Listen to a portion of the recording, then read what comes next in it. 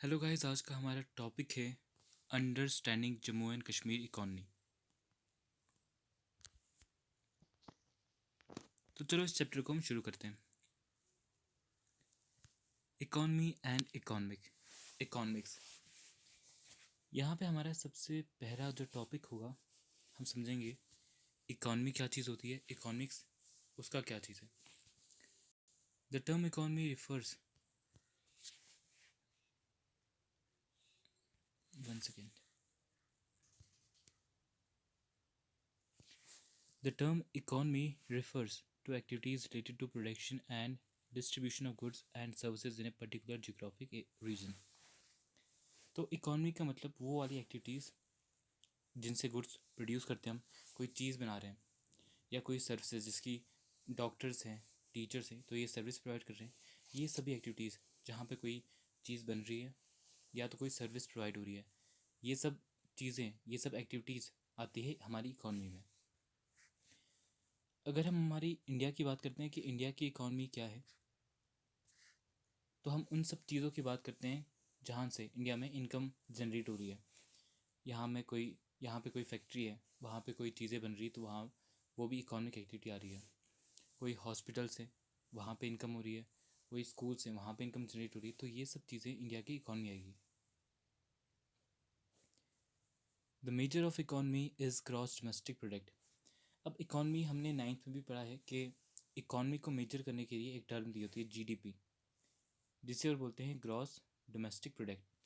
अब जीडीपी क्या होता है, यहाँ पे मैंने इसकी फुल डेफिनेशन लिखी हुई है और मैं आपको बता भी देता हूँ।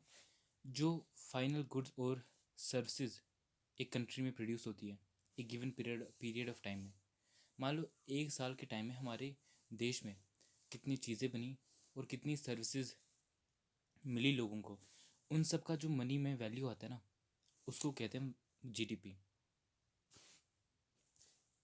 The science of using scarce resources for producing goods and services is called economics. अब ये चीज़ें हैं इकोनॉमिक्स और यहाँ पे इकॉनमी। अब इन चीज़ों में डिफरेंस क्या है? इकॉनमी तो हमने ऊपर समझ लिया, अब इकोनॉमिक्स क्या आता है कि जो हमारे पास रिसोर्सेज हैं, अब सब रिसोर्सेज ऐसा तो नहीं कि हमारे पास बहुत ज़्यादा मात्रा में, बहुत सारी रिसोर्सेज जो है हमारे पास लिमिटेड है। तो उन रिसोर्सेज को बहुत अच्छे तरीके से मैनेज करना और उनसे बाद में गुड्स प्रोड्यूस करना, इस चीज़ का जो ये साइंस होता है ना, साइंस मतलब रीज़न, या फिर हम बोल सकते हैं टेक्नोलॉजी, कि इन रिसोर्सेज को जो हमारे पास बहुत ही कम क्वांटिटी में, उनको किस तरह से यूज़ करें और वहाँ से गुड्स और सर्विसेज को प्रोड्यूस करें, इस चीज़ को बोलते हैं इकोनॉमिक्स। इकोनॉमिक्स जो वर्ड है, ये हमारे ग्रीक वर्ड ऑकिनोमस इस चीज़ से निकला है। यहाँ पे जो ऑक्योस होता है, इसका मतलब होता है हाउस होल्ड, यानी कि घर, और नॉमस मतलब मैनेजमेंट, कि घर का पूरा मैनेजमेंट। उस तरीके से हम इकोनॉमिक्स को समझ सकते हैं कि घर की जो भी एक्टिविटीज़ हैं उनको किस तरह से मैनेज करना, इट इज़ नोन एज ऑकिनोमस। Time can also be termed as a resource. अब देखो, रिसोर्सेज हम बोलते हैं कि जो चीज़ हम इस्तेमाल करते हैं वो हमारी रिसोर्स होगी, लेकिन सबसे इम्पॉर्टेंट रिसोर्स जो आती है ना, वो है टाइम। अगर आपके पास रिसोर्स नहीं है, ये टाइम रिसोर्स नहीं है, अगर आप कल, आपके पास ज़िंदगी में जीने के लिए बस 10 दिन बचे हैं, तो एक लिमिटेड बहुत ही टाइम आ गया। तो time is very important and crucial resource. अगर आपके पास टाइम नहीं है तो आप कोई भी काम नहीं कर सकते हो, इसलिए टाइम को कभी भी वेस्ट नहीं करना चाहिए। जब आपके पास टाइम है तो उसका अच्छे से यूज़ करो। अब देखो, हमने इकोनॉमिक तो पढ़ा कि वो सभी एक्टिविटी जहाँ से हमें इनकम मिल रही है, पैसा मिल रहा है, यानी कि अर्निंग हो रही है हमारी, उसको बोलते हैं इकॉनमी। अब इकॉनमी में 3 सेक्टर्स आ रहे हैं। अब ये जो सभी सेक्टर्स हैं ना, ये उनकी एक्टिविटीज़ के हिसाब से हमने बांटे हैं कि यहाँ पे क्या क्या चीज़ें हो रही है, उस हिसाब से हमने इनको बांटा है। सबसे जो फर्स्ट सेक्टर है वो है प्राइमरी सेक्टर। प्राइमरी सेक्टर, अब जो ये सेक्टर है ना, इसको एग्रीकल्चर एंड रिलेटेड सेक्टर ये भी बोला जाता है। Is the sector which mainly deals with extraction, cultivation of goods from natural resources such as mine, land, breeding of plants and animals। अब देखो, प्राइमरी सेक्टर में क्या क्या एक्टिविटीज़ आती हैं कि हम लैंड पे कल्टीवेशन कर रहे हैं, ये प्राइमरी सेक्टर में आएगा। हम नेचुरल रिसोर्सेज जिसकी माइनिंग करते हैं, जिससे हम मेटल्स एक्सट्रैक्ट करते हैं, वो भी इसमें आता है। साथ ही साथ में हम जानवरों को पालते हैं, वो भी प्राइमरी सेक्टर में आ जाता है। फिर है सेकेंडरी सेक्टर। अब जो हमने नेचर से जो भी हमें रिसोर्सेज मिली उनको ट्रांसफॉर्म करना गुड्स में, जो कि कंज्यूमर्स यूज़ करते हैं, उस चीज़ को बोलते हैं सेकेंडरी और इंडस्ट्रियल सेक्टर, जिस सेक्टर में ये चीज़ें की जाती हैं। एक एग्जांपल देता हूँ कि हमारे पास जिसकी क्लॉथ्स बनते हैं वो फाइबर से बनते हैं, और फाइबर हमें मेनली क्रॉप से मिलते हैं। उसके अलावा कुछ सिंथेटिक फाइबर भी होते हैं और कुछ हमें एनिमल से मिलते हैं। तो ये जो फाइबर है, फाइबर एक रॉ मटेरियल है। बाद में उसको कंपनी में लिया जाता है, वहाँ पे फैक्ट्री में उसको प्रोसेस किया जाता है, और उससे बाद में यार्न बनाते हैं, फिर थ्रेड बनाते हैं, और एट लास्ट जाके हमारे पास क्लॉथ आता है। तो जो हमारे पास क्लॉथ बना फाइबर से, तो ये सभी एक्टिविटी जहाँ पे होती है उस सेक्टर को बोलते हैं सेकेंडरी सेक्टर। एट लास्ट आता है हमारा टर्शरी सेक्टर। और ये भी है कि सेकेंडरी सेक्टर को हम इंडस्ट्रियल सेक्टर भी बोलते हैं, क्योंकि सेकेंडरी जो भी एक्टिविटीज़ होती है ज़्यादातर इंडस्ट्रीज़ में ही होती है। उसके अलावा भी कुछ एक्टिविटीज़ है जिसको हम सेकेंडरी सेक्टर में बोलते हैं कि ये इसकी एक्टिविटीज़ है, जिसकी कंस्ट्रक्शन, वो भी एक सेकेंडरी सेक्टर में आती है। टर्शरी सेक्टर को हम और साथ में सर्विस सेक्टर भी बोलते हैं, क्योंकि ये टर्शरी का सेक्टर का ये काम होता है सर्विसेज प्रोवाइड करना। और इसमें क्या होता है कि जो प्राइमरी और सेकेंडरी सेक्टर होता है उसको भी ये टर्शरी सेक्टर सपोर्ट प्रोवाइड करता है। कैसे? अब एक एग्जांपल देता हूँ कि कोई किसान खेती कर रहा है। खेती करने के लिए उसे पैसा चाहिए, बहुत सारे रीजंस है कि उसे अगर कोई पेस्टिसाइड खरीदना है तो उसके लिए पैसे चाहिए, उसे ट्रैक्टर चाहिए तो वहाँ पे भी उसको पैसों की ज़रूरत लगेगी। बहुत कुछ रीजंस है, उसको सीड्स खरीदने तो वहाँ पे पैसे लगेंगे। तो पैसे कहाँ से लाएगा? बैंक से। तो ये बैंक है ना, ये बैंक कोई चीज़ नहीं बेच रहा है, ना ही कोई चीज़ बना रहा है। ये क्या बेच रहा है? सर्विसेज। कि ये पैसे उसको दे रहा है किसान को, और जब उसके पास उसका काम हो जाए, वो खेती कर ले, फसल अच्छी हो, तब जाके वो लोन जो है वापस करते हैं। तो ये एक सर्विस दे रहा है। और ये वाले सेक्टर्स क्या होते हैं? प्राइमरी और सेकेंडरी सेक्टर्स की हेल्प करते हैं। अब प्राइमरी का तो आपने एग्जाम्पल सुन लिया, किसान। सेकेंडरी सेक्टर का कैसे? एक आदमी स्टार्टअप शुरू करना चाहता है, मान लो एक बिज़नेस शुरू करना चाहता है वो, कि एक इंडस्ट्री उसे बनानी है जहाँ पे वो स्टील मैन्युफैक्चर करे। तो उसके लिए भी उसको बैंक बैंक जाना पड़ेगा, कि वहाँ पे उसको पैसा चाहिए, लोन चाहिए, उसके लिए बैंक जाएगा। और बाद में जब वो स्टील बना लेगा तो स्टील उसको दुकानों तक पहुँचाना है, बड़े बड़े जो रिटेलर शॉप से वहाँ तक पहुँचाना है, कि वो बाद में लोगों को बाद में सप्लाई करे, बेचे वहाँ से। उस चीज़ के लिए उसको क्या चाहिए? ट्रांसपोर्टेशन। तो ट्रांसपोर्टेशन देखोगे ना, ये भी एक सर्विस है। यहाँ से एक जगह से दूसरी जगह उस सामान को लेके जा रहे हैं, ट्रांसपोर्ट कर रहे हैं, तो एक सर्विस प्रोवाइड कर रहे हैं। अब यहाँ पे आता है नीचे economy of Jammu and Kashmir. इसको बहुत ही सिंपल वर्ड्स में, बहुत ही कम समय में आपको बता देता हूँ। जम्मू कश्मीर की जो इकॉनमी रही है, एग्रेरियन इकॉनमी रही है। यानी कि यहाँ पे ज़्यादातर हमारा जो इनकम जनरेट हुआ है ना, एग्रीकल्चर से हुआ है। लेकिन ये बात नहीं कि बाकी जो सेक्टर्स हैं, हमने 3 सेक्टर्स पढ़े, इनका कुछ रोल बाकी सेक्टर्स का है। सबका सेक्टर, सब सेक्टर्स का रोल है हमारी इकॉनमी में। अब जो तीनों सेक्टर्स है, प्राइमरी, सेकेंडरी, टर्शरी, इन तीनों का रोल हमारी जीडीपी में, कि कितना हमारी इकॉनमी में कंट्रीब्यूशन है इनका, कितना किस सेक्टर से हमारी इनकम जनरेट हो रही है, वो यहाँ पे बताया कि जितनी टोटल हमारी यूटी की जीडीपी है, उसमें से 21% जो है प्राइमरी सेक्टर से आता है, 22% सेकेंडरी सेक्टर से, और 27% हमारा टर्शरी सेक्टर से इनकम आ रही है। अब यहाँ पे नीचे बताया कि जो जीडीपी थी 2014 और 15 की, वो यहाँ पे लिखी हुई है 45,126.30 करोड़।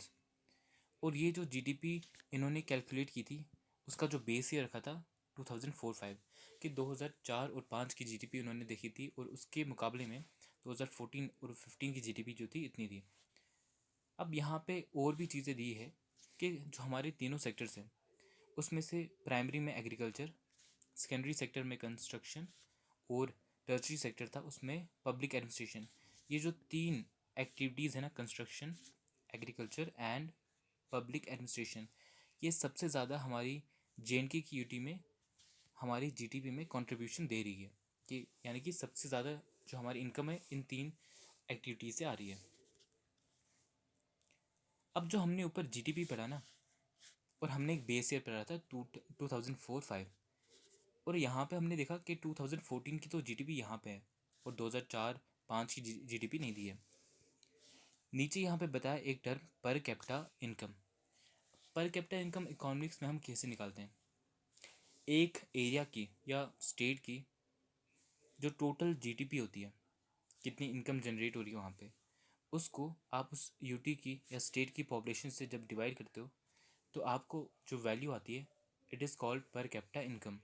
कि अगर हम हमारी जो स्टेट की इनकम है उसको लोगों में डिवाइड कर दे पॉपुलेशन में, तो लगभग लगभग एवरेज या अप्रॉक्सीमेट एक इंसान के पास कितना पैसा आएगा।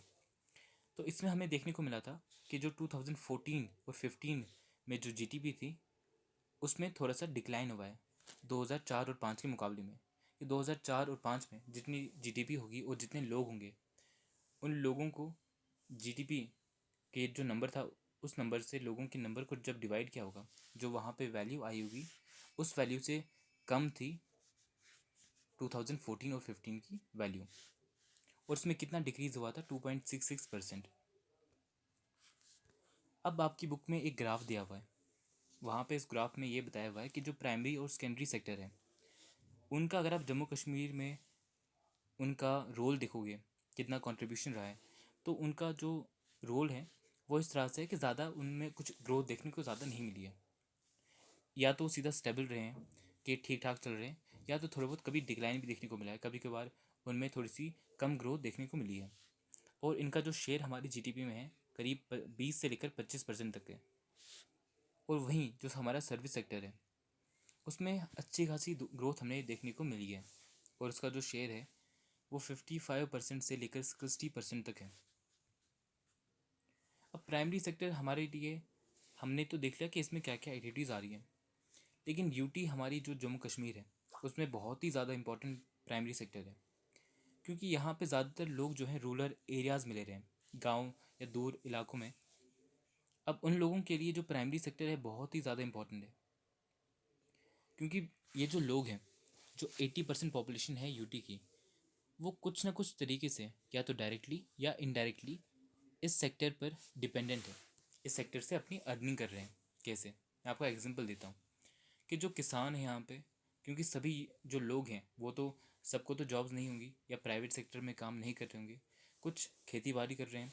तो वो जो लोग हैं खेती बाड़ी कर रहे हैं उनकी इनकम तो डायरेक्टली प्राइमरी सेक्टर से निकल रही है।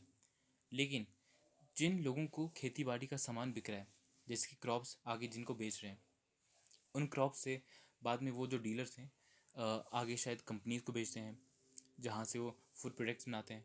या तो जो फाइबर हमें क्रॉप्स से मिलते हैं, कोई डीलर होगा आगे वो कंपनी को बेच रहा है, या कंपनी खुद किसानों से ले रही है। तो ये जो कंपनी या डीलर्स जो इन क्रॉप्स को खरीद रहे हैं और उनको आगे से यूज़ कर रहे हैं अपने कंज्यूमर प्रोडक्ट बनाने के लिए, तो ये भी तो डायरेक्टली नहीं लेकिन इनडायरेक्टली प्राइमरी सेक्टर पे ही डिपेंडेंट है। और इनकी जो इनकम है, अगर क्रॉप्स नहीं बनेगी तो इनकी इनकम भी बंद हो जाएगी।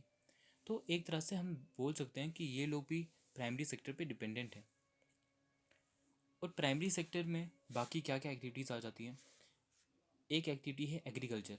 एग्रीकल्चर में दो चीज़ें आती हैं, एक आती है खेती बाड़ी करना, दूसरा जानवरों को पालना। हॉर्टिकल्चर, हॉर्टिकल्चर में हम फ्रूट्स को प्रोड्यूस करते हैं, उनकी खेती बाड़ी करते हैं। लाइव स्टॉक, लाइव स्टॉक और एग्रीकल्चर में मैंने बताया कि एग्रीकल्चर में भी हम जानवर को पालते हैं, लेकिन लाइव स्टॉक में क्या, ये थोड़ा सा अलग चीज़ है कि जो हम घर में जो भी जानवर पालते हैं, जैसे कि गाय या हम भेड़ शेर पालते हैं, तो इनसे हमें क्या होता है, एक तो हम इन्हें लेबर की तरह भी यूज़ करते हैं। जिसकी कोई बेल है, अगर किसी के घर में बेल है तो वो खेतों में हल लगाने के लिए इस्तेमाल करेगा। और जो गाय है बकरी है, वहाँ से हमें उनसे प्रोडक्ट मिल रहे हैं, जिसकी बकरी वहाँ से दूध मिल रहा है, गाय से भी दूध मिल रहा है। अगर किसी के पास भेड़ होगी तो वहाँ से ऊन मिल रहा है, तो वो हमें प्रोडक्ट भी देते हैं और लेबर भी देते हैं साथ में। और अगर कोई हैंस को पाल रहा है तो वहाँ से एग्स मिलेंगे। अब आता है फॉरेस्ट्री। फॉरेस्ट्री मतलब पेड़ों को लगाना, उनकी केयर करना। और इसका पर्पस क्या होता है फॉरेस्ट्री का, कि आप जो पेड़ लगा रहे हो वहाँ से आगे जाके जब वो बड़े होंगे आप वहाँ से उनसे वुड लोगे।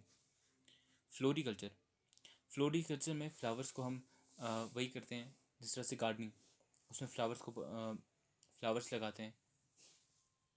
सेरीकल्चर, सेरीकल्चर में हम क्या करते हैं, जो सिल्क वॉर्म होता है उसको पालते हैं, उसके बाद वो जब बड़ा हो जाता है तो उससे हम सिल्क एक्सट्रैक्ट करते हैं, सिल्क निकालते हैं कोकून से। कोकून से जब वो सिल्कवॉर्म बनता है उसके बाद हम सिल्क लेते हैं। फिशरीज़, अब फिशरीज़ का दो मतलब होता है। फिशरीज़ हम उन जगहों को भी बोलते हैं जहाँ पे फिशेस को पाला जाता है, और फिशरीज़ जो फ़िश को हम पालते हैं या उनको कैप्चर करते हैं, इस चीज़ को भी फिशरीज़ ही कहा जाता है। इसके बाद आती है माइनिंग। माइनिंग मतलब कि अर्थ से हम कोई मेटल मिनरल एक्सट्रैक्ट कर रहे हैं। ये सब जो चीज़ें थी हमने देखी अभी, ये सभी चीज़ें प्राइमरी सेक्टर में आती हैं। अब हमने इतना तो पढ़ लिया। इसका जो अगला नेक्स्ट टॉपिक है economic importance of primary sector, वो हम अगली नेक्स्ट वीडियो में उसको कवर करेंगे।